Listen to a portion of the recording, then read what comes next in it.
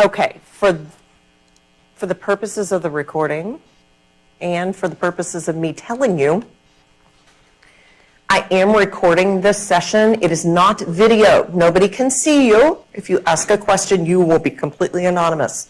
It's fine. You probably won't even be on the recording because you won't be in the microphone. But where this recording is going to appear is in the Dallas Nursing Collaborative space. Have you seen the collaborative space in Canvas? Do you have any idea where that is? You know what I'm talking about. All of you should be enrolled in a couple of places in the collaborative space. One of them is called Dallas BS.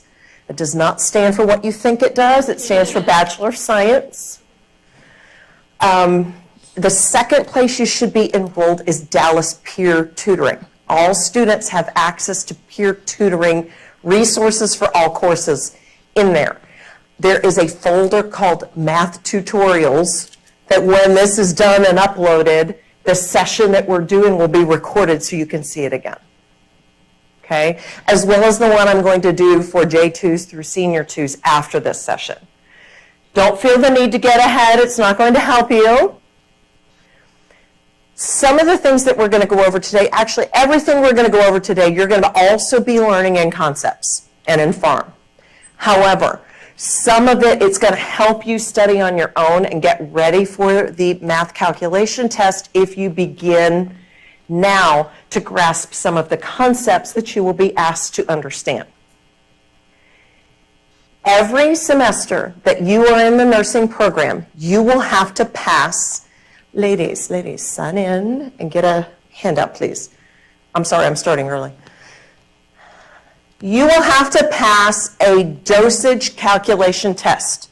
It is College of Nursing policy that if you are going to be giving medications in any clinical course, you got to pass the math test that semester to be enrolled in that course. By policy, you only have 3 attempts to pass it. You have to achieve a 90% or 100%. Every test is 10 items, so you're allowed to miss 1. There's a 30-minute time limit for 10 questions. Every semester, it's going to be the same. 3, no more than 3 attempts, 30 minutes per attempt, 10 items. It's always fill in the blank, not multiple choice. Okay? At least it should be. I find that many nursing students have math anxiety. Or they can do calculus, but they can't do basic algebra. Okay? It's going to be fine. I'm going to work with you a little bit, and I'm going to be teaching you some ways to make it a little bit easier. I myself am math challenged. My husband is certified as a math teacher, and it drives him crazy that I cannot do mathematical things. I'm a quantitative researcher.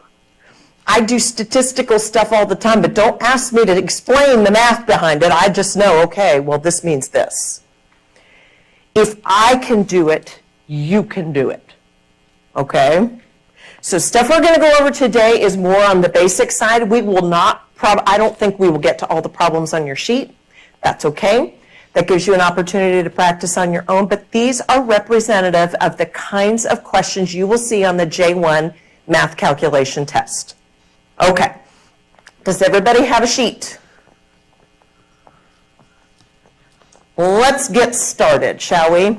So one of the first things I want to go over is a little bit, as we go, we'll be going over some medical abbreviations that have to do with medication administration.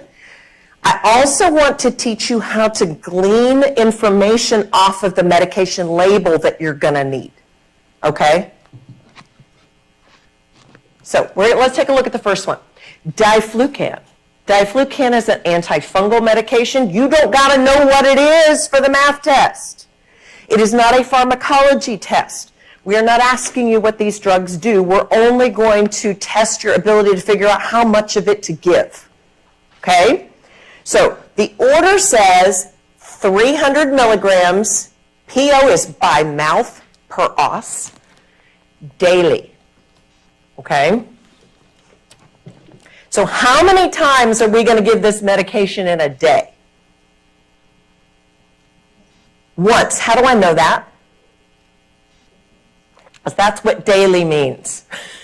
If it doesn't say twice daily or 3 times daily, it's going to be once daily. Okay. Now this label is exactly the label that would appear on a prescription bottle of diflucan that came straight from the manufacturer Pfizer. Okay? I'm going to zoom in a little bit so we can see a little bit more what it needs. You don't care about this. You sure don't care about this. You only care about this.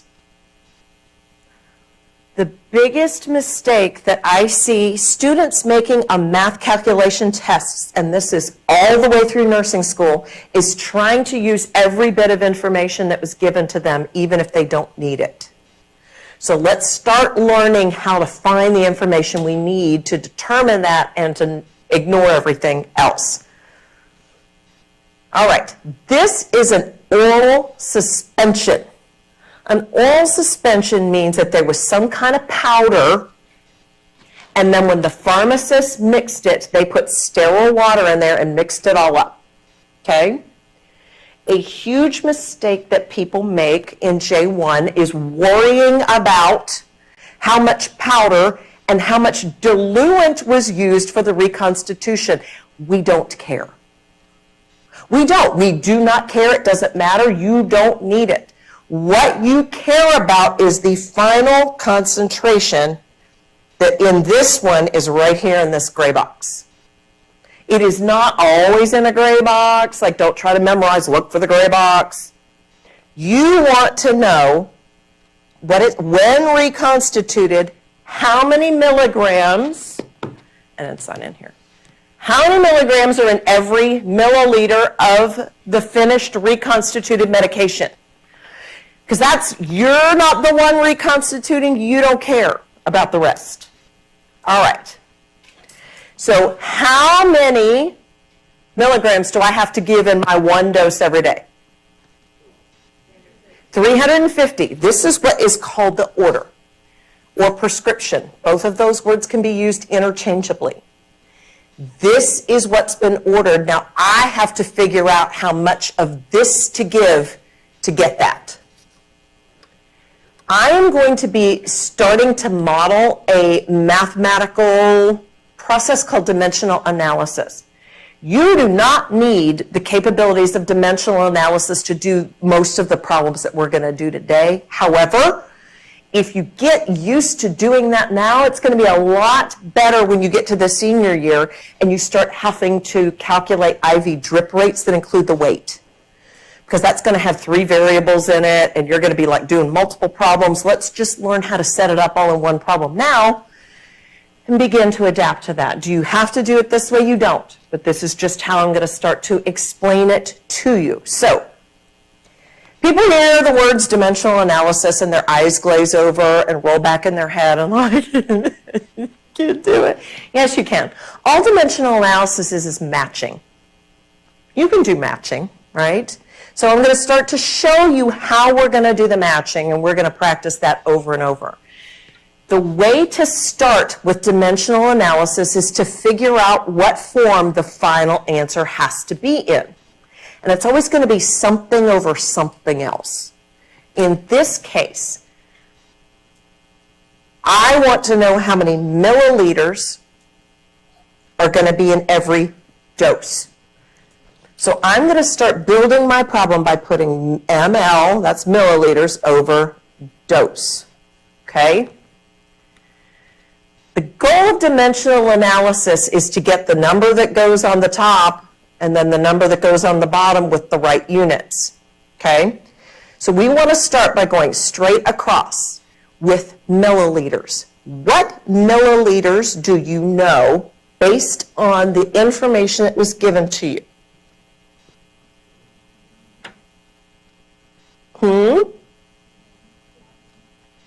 Okay. I'm seeing that there's a 1 ml here. Is anybody looking at this 35 ml up here? Do I need the 35 ml? I do not. 35 mils is what's in that whole bottle. I'm not giving the whole bottle. I need to figure out how much to get out of this multi-dose bottle. So what I care about is this concentration right here. So 1 milliliter has what in it? What goes with that? 40 milligrams is what I'm going to put underneath. Okay? Now, here's where we start matching. I want to go across because I want my milligrams to the unit to cancel each other out. What milligrams do I know?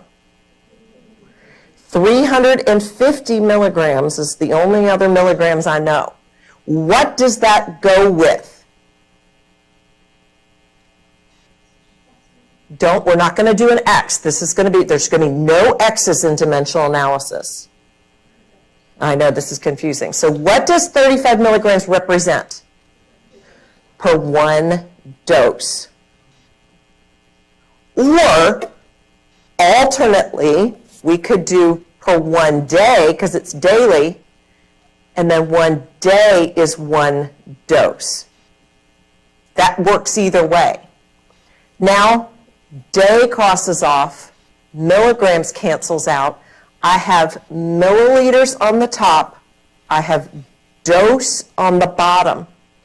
That's how I know I'm done setting up my equation. That's how I double check myself. I don't have to memorize formulas. I don't have to wonder, am I done? I'm done when I got milliliters on the top, dose on the bottom, because that's what I wanted to end up with. Now, you're just going to multiply across the top and get a number, and multiply across the bottom and get a number. What'd you get? 350 over 40 turns into what? Get out a phone, a calculator. You're going to need some ability to do calculation. 8.75 is the correct answer. Now, if you are testing on the computer, and this is going to be true on the licensure exam, it's going to be true on your math tests. If they're in the computer, it's going to be true in your HESI tests. When you are asked to fill in a number on a math test in computer testing, all you put is the number. You do not also type in mil. If you type in mil, it's going to count it wrong. Now, I know that you need to know that it's mil, but just remember for computer testing, you're only going to put it in.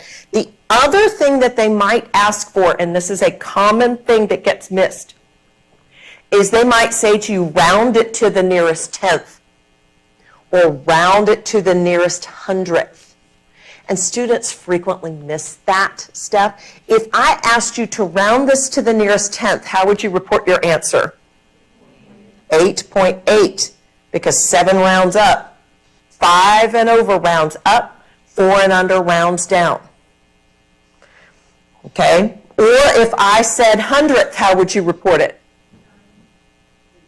8.75. If I said report it to the whole number, it would be 9. Right. This sounds obvious when you are not under the gun. Hello, friends. If you're coming in for math, right here, get a handout and sign in, please. Okay, so far so good. We figured out the first problem. So when I go to give this patient the medicine, I'm going to give this 8.75 milliliters to make the 1 dose. We are going to do the same thing, only this time with pills. There's more than one sign-in sheet. You can sign in on any one of them. You don't need to wait. Where have you guys been? Someplace exciting?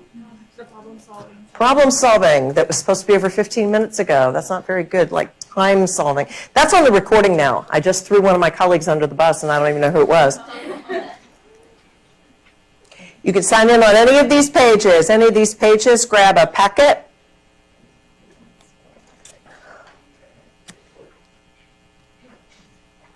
Okay. So we need to give Zantac. That's ranitidine. Ranitidine is an H2 blocker. It is to treat acidy stomach or gastric reflux or to prevent ulcers. Again, you don't need to know that for the math test. Nobody's going to ask you what the drug is for on a math test. We're just using it as examples. So here is our labeled information. Notice that GlaxoSmithKline has a different label than Pfizer did, but it doesn't matter. We can figure it out. So what is our order? We're supposed to give how much Zantac? 300 milligrams. How often are we going to give it? Once a day. So we're going to set up our problem the same way we did before. It doesn't matter if it's mils or if it's pills. Look at that. I just made that up. That wasn't even in my notes. So usually the last sentence of the question tells you what the question is asking for. Start there. You want tablets over dose because it's telling you that's what you need to end up with. So tabs over dose. All right. What tabs do you know?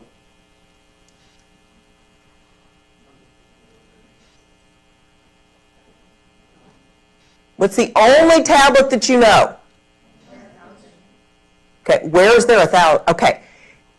Do I need to know that there are 1,000 tablets in this bottle? I do not need that piece of information.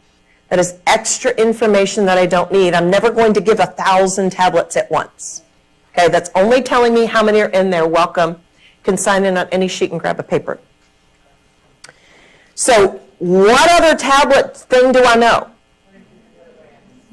That 150 milligrams is not a tablet. That is a milligram. One tablet has in it 250 milligrams. So, I'm sorry. See, I was looking and not looking at my label. Thank you. So tab has to be across. If it is not the right thing, it's not going to work. So tabs has to be across. But one tablet, I know it goes with 150 milligrams because that's what's available.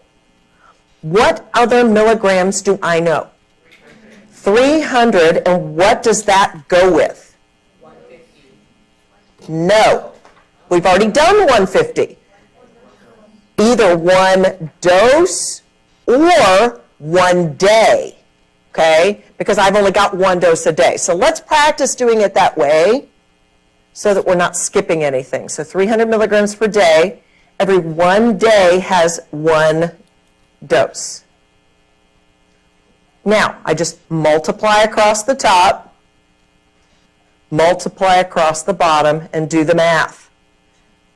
How many tablets do I give for each dose? 2. And all you would put in the computer blank is the number 2. Now, once you get used to this, most of you could eyeball that and see, look, if there is half the dose of 1 pill, I need to give 2. Okay? I do want you to get in the habit of solving your problems always the same way. However you do that, and I'm only demonstrating to you one way, but however you do that, it's going to be better for you when you are feeling anxious in the middle of a test to have a predictable way that you do it, a predictable way that you've practiced, and then you're just going to blow through it. Okay? If you are sitting there going, 1,000, 150 over 1,000. No, you're going to start using things you don't need. Let your problem tell you what information you need and then go get it. Don't try to use all the numbers they give you. Let's move to the next page. This is the same kind of problem. I want you to set it up and calculate it yourself.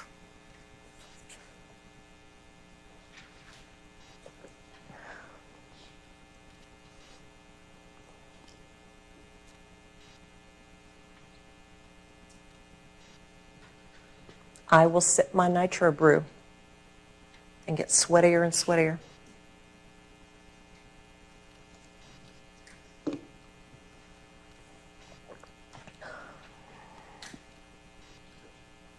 Just by show of hands, who already has an answer?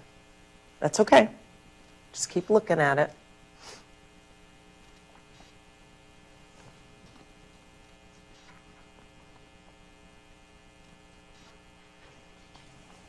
Notice we have yet a different manufacturer who has information listed in different places. But if you know what you're looking for, you can go retrieve it off of any label.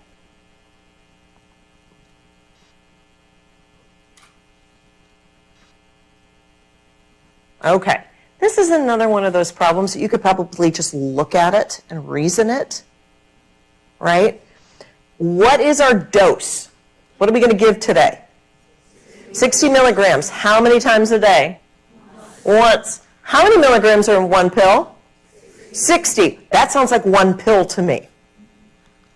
You're like, why did I just make it complicated and come up with 27 pills? Well, because you made it overcomplicated. But let's demonstrate how we would also write that out in dimensional analysis. So how would we start our problem? What are we looking for the final form? Tablets over dose. So tabs over dose. What tabs do we know? Because we have to start with tabs on the top. One tab, and what does that go with? 60 milligrams. What other milligrams do we know? 60 milligrams. Where did I get that? From the order, and that goes with what? Either one day, and then one day is one dose. So obviously 60s cancel each other out, so I just got one. One. You did not need all of that to arrive at this, but sometimes when you're nervous, it's a quick double check. A lot of times, and I see it a lot in senior students, they'll get the hard question right and miss the obvious question. That's what math anxiety does. That's what test anxiety does. So we are trying to build habits that protect us from the effects of that. All right? You're also going to be nervous in clinical when your faculty is staring at you. Seriously. Like you see them coming in their little white coat, you're like, you don't know anything. Yes, you do. Yes, you do. Okay. Here's another one. It's another Pfizer label. Go ahead and calculate this one.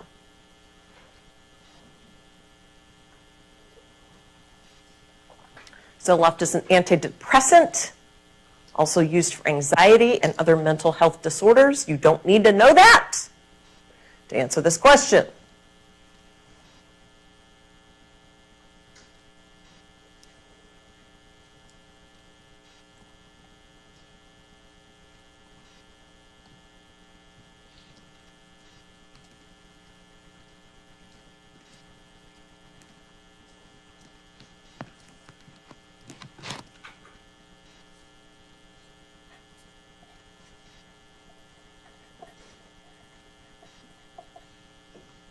Okay, we're once again doing tab over dose. So what tabs do we know? One tab goes with what? 25 milligrams. How do you know that? Because it just says right here, and it doesn't say it's per tablet, but that it's telling you the tablets, these are 25 milligram tablets. That's how it labeled. I don't care how many tablets are in the bottle. I don't care. That's extra information I don't need. All right, so what other milligrams do we know? 50, where did I get that? Because that's how much I got to give. And what does that go with? One day is one dose. So 50, if you can make change, you can figure out that this is 2. You probably could have eyeballed that one and gotten it right. Let's turn the page. We're going to shift gears a little bit. We're not reading labels on this one. This is all words, but we're going to conceptualize it the exact same way. It's just a different format.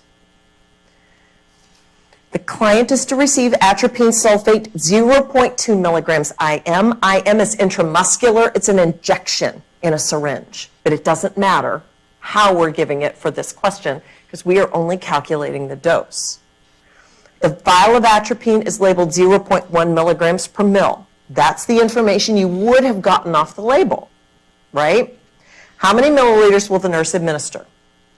So what do we need to start with? Milliliters over what? Over dose. If it's asking you what you're going to give, unless it tells you it's how much you're going to give in a week or how much you're going to give in a day, always assume it's for that dose, because you are going to drop that dose. You're not drawing up 3 doses at once to go into the room, right? If I tell you you need to take 200 of ibuprofen, you just go get that 1 dose and you take it for your headache. So mill over dose. What mils do we know? 1 milliliter. And what goes with that? 0.1 what? Milligrams. What other milligrams do I know? Because milligrams got to be across. 0.2 milligrams per what? 1 dose. Notice this doesn't tell you how many times a day. It doesn't matter. It's only giving you information about the dose. Mils is on the top. Dose is on the bottom. The milligrams cancel out. Now it's just math. So 0.2 divided by 0.1 equals 2. Yes? You have, yes, thank you for asking that. There is always a simple calculator for the exam. You are not allowed to bring your own. You have to use the one on the computer. Okay? Have to use the one on the computer. And that's also going to be true on your standardized testing that you take during the program and on the licensure exam. You have to use the one that's on the computer. Yes? So all exams are going to be on the computer? Not all of the math testing should be on the computer. Weekend program does all their testing on the computer. Traditional program is doing some testing on the computer. We're going to be moving to all testing on the computer by spring. Okay? All right. We're getting pretty good at this now.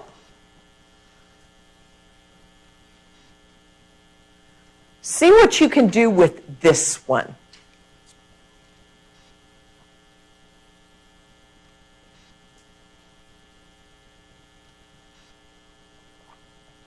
It is worded strangely, but the principle is the same.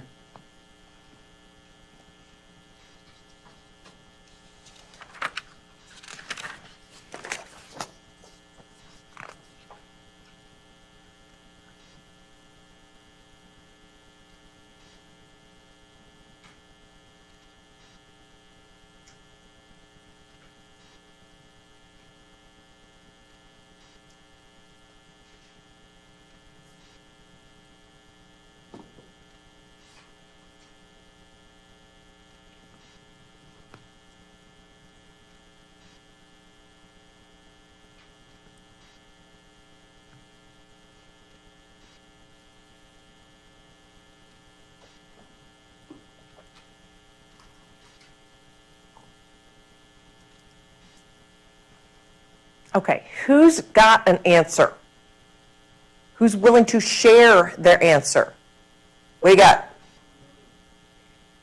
No. 3. But let's talk about how we got there. Some of what makes this difficult is because of how they worded the question. If you don't think about what it represents, you're going to try to use that number twice. Okay? What does this 1.5 grams represent?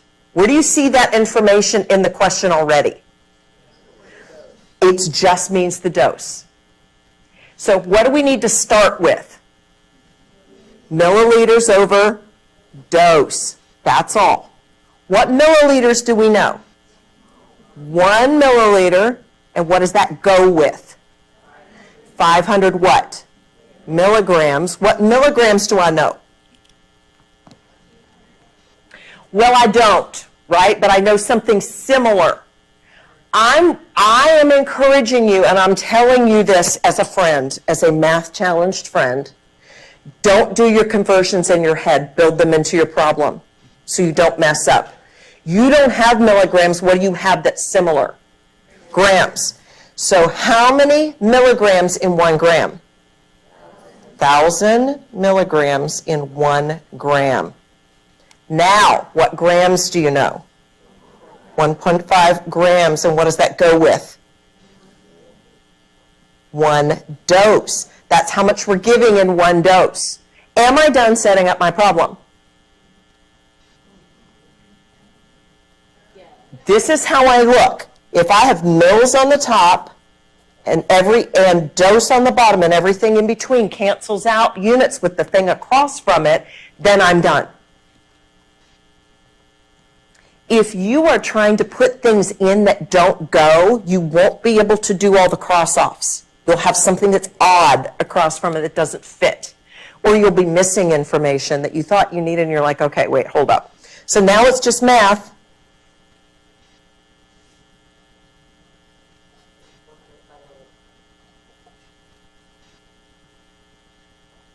The other thing you could have done is just thought, okay, I got 500 milligrams. I need to get to 1,500 milligrams because 1.5 times 1,000 is, and then you're like, okay, 1,500 divided by 5 is 3. Like once you get familiar, you can do that in your head. Again, I'm going to encourage you, map it out. Map it out and make sure you're right. This is a quick double check that you don't have to think too hard about. Okay, now this one is weird and it's a bit harder, and it's going to work better if you build an algebraic equation for this, or a ratio. See if you can figure out how you want to do this next one, this penicillin G.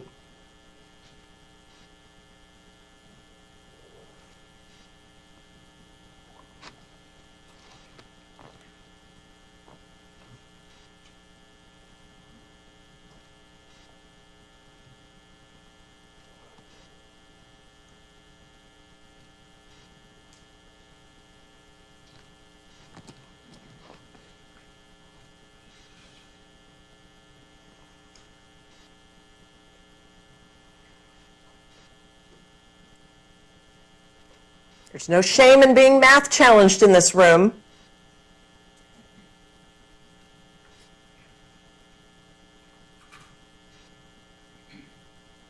Did anybody get a big number? You should have.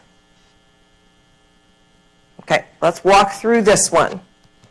So, honestly, you've got units over milliliters. Unit is just a unit of dosage. It's a measurement. It does not convert to anything. Like, you can't convert units into milligrams. It's just a different way to measure. So you have how many units are in how many mils. You're just trying to figure out how many units are in this many mils. Okay? So if you know what's in 1, you can figure out what's in 2.5 by multiplying this by 2.5. Okay? How I would have done that is 4,000 units per 1 mil. 2.5, and x equals this times this, and you should have gotten 1,000,000. Does that make any kind of sense? I know that I just backed away from dimensional analysis because this is just easier to understand to me. If you can figure out how much is in 1 milliliter, you can usually, if you lose your mind, reason out a simpler calculation like this. Look, if I know what's in 1, I can just multiply by 2.5 to get how much is in 2.5. Okay? All right. Does anybody know what BID stands for? Twice a day. You're going to be learning these kind of medical terminology things, and that matters here, because now all of a sudden, I'm not necessarily talking about once a day. And this is when people start to get confused. But I'm going to let my problem tell me what I need to do and what I don't need to do. So I'm giving furosemide. This is a diuretic. You ever hear the term peeing like a racehorse? It's because they used to give racehorses Lasix before a race so that they would pee a lot and be lighter when they were running. That's a true story. So you're going to give furosemide 60 milligrams POBID. What's available is 10 milligrams for 2 mils. How many mils will be administered in each dose? All right, so what do we need to start with? What does the final form of our answer need to be? Milliliters over dose. The end of our question is telling us what we need. So milliliters over dose. What milliliters do you know? 2 milliliters, and what does that go with? 10 milligrams. So I got milliliters on top, that's good. Now I got to get milligrams across. What milligrams do you know? 60 milligrams per what?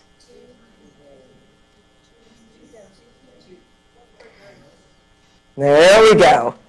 Is this telling you that 60 milligrams is for the whole day, or that 60 milligrams is what you give each time you give it? Each time. The 60 milligrams is the dose. So it's 60 milligrams per one dose. Am I done? No, I don't. It says, this is a common error, that's why we're going over this. You don't have to use all the information that they give you. You have milliliters on top, you have dose on the bottom, and everything in between cancels out. Everything else is extra information. It doesn't matter how many times I do that in a day. It's not asking me how many I give in a day. It's asking how many I give in a dose. So this is extra information I don't need. Let your problem tell you what information you need. Don't try to put every number in there. So now I've got 120 over 10 equals what? 12. 12 milliliters in every dose. All right, don't feel defeated, people. We're moving right along. So this is our last page, but this is the next kind of thing that you're going to be learning in concepts, and it's how to draw stuff up in a syringe. Okay? One of the first things that you're going to learn how to draw up in a syringe is insulin, because insulin is always liquid and it's measured in units. And so even though you're drawing it up in a syringe, the syringe is not marked with mils, it's marked with units. Okay? It can get a little weird. So this is an insulin syringe. That looks very fat to me for an insulin syringe. But they are marked in units. And if you are going to give 17 units, you're going to be drawing up from here, and you want to draw up liquid until it hits what point? Go ahead and draw a line where you're going to stop pulling the plunger back because you have enough medicine in your syringe.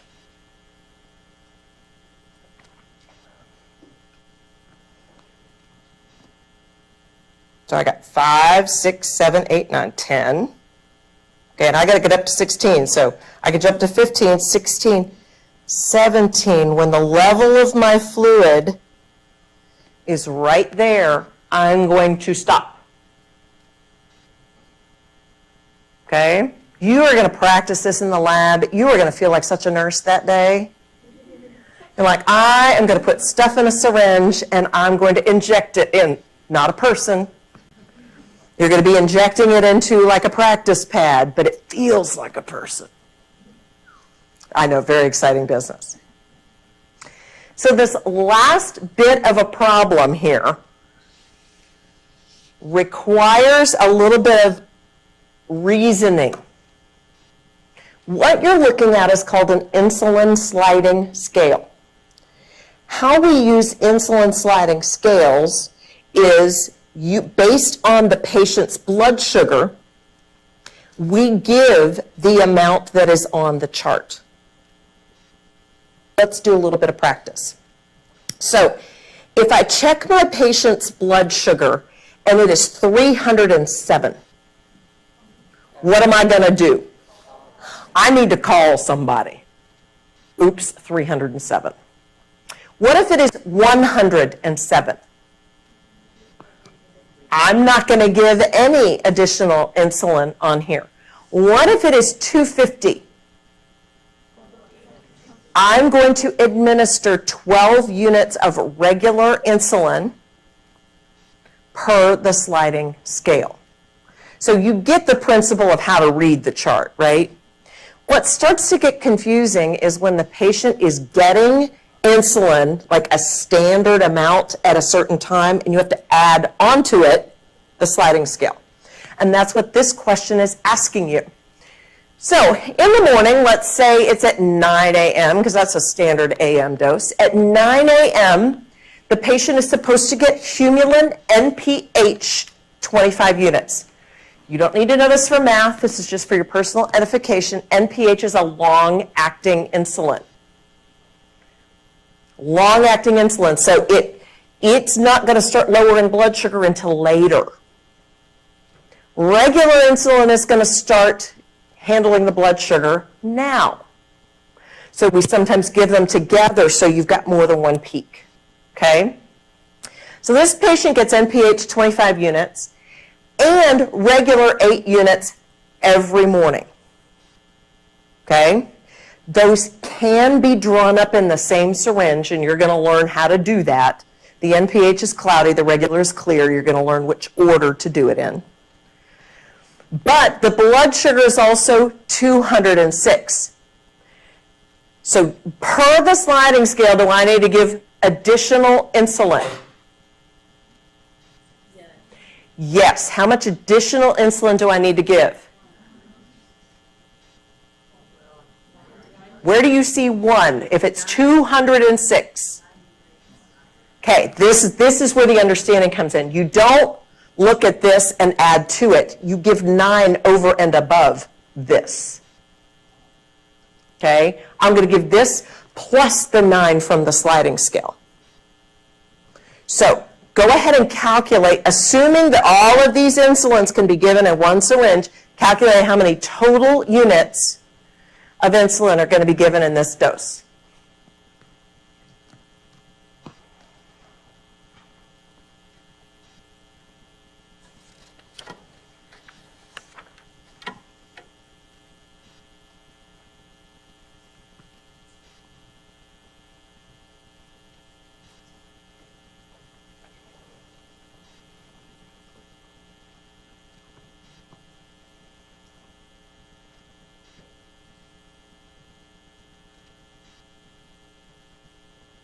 Okay, let's do it together. So how many units of NPH? 25 NPH. And how much for the regular dose? 8 of reg plus how much for the sliding scale? 9 of reg is 42. Now, 42 sounds like a real lot. Most insulin syringes hold 50 units or 100 units in one syringe. Like, don't think that picture at the top of your page is a realistic portrayal. And it's a real skinny syringe, so it's not a huge amount of volume. Insulin typically has 100 units per 1 mil. So this is still less than a mil of fluid. So it's not, it sounds like a lot. It's not a crazy lot. And it's not an uncommon scenario. All right. How are we doing out there? What is still muddy and unclear? Besides all the abbreviations, you're going to learn that. Okay? You're going to learn that. Yes? On the math test, will they all be worded similarly to these, or will they try to trick us? Okay, so I'm glad you brought that up because I'm going to tell you how to practice. Per College of Nursing policy, and you guys were not all here when I talked about this, so I'm going to review the whole policy again. In every semester in which you are taking a clinical course, so every semester, okay, you have to pass a dosage calculation test. You have a maximum of 3 attempts to take the test. There are 10 questions that have to be answered in 30 minutes, and you have to achieve a 90%. Okay? So you're allowed to miss 1. If you have not passed after the 3rd attempt, you have to drop any clinical course in which medications are given. So in J1, that means concepts. This is not something to freak out about, but it does add to the anxiety to know that you have to pass it. That's why I want you to have a system. You also need to know what to expect, how you expect the questions to look, and all of that business. Per College of Nursing policy, we have to get our questions from a standardized source. For us, that is from Calculate with Confidence. Calculate with Confidence is a required text for every semester, and we use the test bank questions that came from Calculate with Confidence. So if you've been doing your practice in Calculate with Confidence, you will have seen all the different ways that we can ask a question. Now, depending on how much you practice, you could still encounter a question that you're like, okay, I haven't seen that before. You can still reason it out. You can reason it out if you know what you're looking for. You guys are not going to take that test right away. You're going to do some learning first. How about that? But it does have to be passed before you can go to clinical. Okay? So they tend to give it like beginning of October, end of September, beginning of October. Okay? We try to get it in before the last date to drop without academic penalty. If you're in the weekend program, you won't take your math test till the spring, because that's when you take concepts. You won't take the first one. And then every semester after that. It's a good time. Everybody loves it. Not stressful at all. What other burning questions do you have? Go ahead. This is probably a silly question, but I love silly questions. you said that we'll be practicing this in lab? No, you're going to be okay, yes and no. Let me back up. When you're in Concepts Lab, they're going to teach you how to draw up the insulin and give it. They're going to teach you how to draw up elixirs and give them. They're going to teach you how to give the pills, okay? So there will be some calculation practice that goes with that. But look, we all know that a test like this is an artificial environment, right? You will have to practice and calculate with confidence on your own to practice that part. And you should expect to see calculation questions on your exams throughout nursing school, even past the math test. The reason that we do that is not to be mean. It's because many employers require new nurses to pass a math calculation test as part of their employment. So I definitely want to give you the opportunity. You can come in. We're just finishing up the J1s, but you can come in. What? Look at them. I scared them. You scared them away. It was you people. I have a friend that always says, what do you mean you people? Yeah. You J1s. Yeah. Absolutely, they could show up on other tests. I always put math questions on exams in my course. Because okay, this brings up another point. I know that I said this at orientation, but you've all slept since then, and you really don't think I know what I'm talking about anyway. You can no longer test and dump information. It's gone. That information is expected to be retained throughout that course and throughout the semester. So that whole test dump, I only got it in my short-term memory because I learned it last night, is not a recipe for success. You want to encode it in your long-term memory so you can retain it. Part of how we do that and reinforce that is to ask you old information again. And we do. We will and we do. Again, not stressful at all. It's going to be fine. Yeah. Oh, for the math test alone, you get 3 attempts per semester. Thank you. That's a good question. Is it all in one day? Or? No. In fact, I never let students retake a math test that same day.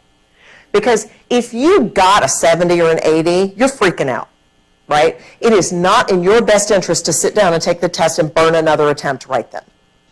So usually most courses will schedule it. Like, this is the day for test 1, this is the day for test 2, this is the day for test 3. So you know ahead of time. Yes? What do you have to get on A 90. Every semester you got to get a 90 or better. Is it on computer or on paper? I for sure know that the seniors are on the computer. I'm not for certain that if all the semesters have gone to computer, but they are fill in the blank, not multiple choice. Yeah. So we can have scratch paper? Yes, you will be given scratch paper, you can't take your own. So like usually how it goes is there's instructions on the top. The instructions that you need to take the test are going to be like in the question though. Like you don't have to remember, oh, I always round to the 100th or I always round to, no. It's going to tell you in the question if you have to round. Yes. I have to double check. I think that they all are on the computer, but I'm not certain about J1 in the traditional program. If it's not, they will tell you what kind of calculator you can bring. In other words, it has to be a simple calculator. It can't have any memory capability. You can't use your phone. Believe me, I have seen everything. Yeah. If you have to retake it, is it going to be the same test? No. I know in the senior level, what we do is we have hundreds of questions in the test bank, and we let the computer pull the questions randomly. Like it follows a blueprint, like there'll be 2 of this kind, 2 of this kind, 3 of this kind, that kind of business, but it just pulls randomly. Yeah. Does it tell you which ones you miss? Okay. I don't know if J1 lets you see which ones you missed, but if the quiz doesn't let you, your faculty can talk to you about that. Because you should be able to learn from your mistakes. Like it's not a secret, right? Oh no, I'm not going to tell you. You're just going to have to guess what you did wrong. Yeah. Will we be meeting for clinical labs like before we start campus, of course, on that same day that we're supposed to start clinicals? For concepts, except for one group, there's one group that's got like a Wednesday lab but Friday clinical. Mr. Robertson, does anybody know if they're in that group? Just one. There's only one group that does not have lab on the same day they have clinical. Everybody else, clinical for concepts is on the same day as your concepts lab. Different time. When you start on campus, if you're in the morning for assessment or for all the time for concepts, it's like 8 a.m. here on campus. But when you go to the hospital, it's like 6:30 or even earlier. Get used to it. Hashtag nursing. Yeah. Not in junior 1. There will not be any IV calculation questions in junior 1 that I'm aware of. If there are, it's not going to be like dosage calculation as much as, okay, how many mils an hour? It's the same concept. If they're going to ask you that, they'll teach you how to do that, though. Yes? So we'll go to clinical like in the morning, and then whenever we're done, we'll come here for lab? Nope, you're done. If you go to the hospital for clinical, it takes the place of lab.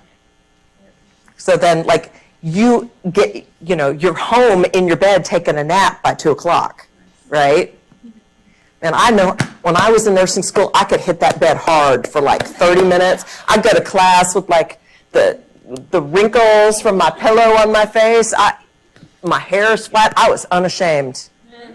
I didn't even care. All right, folks. I can hear my next group is dying to come in. So take your paper with you. Again, this is going to be on the Panopto if you want to review stuff again. This is bonus information, so hopefully it will help you out when you get a little closer to time.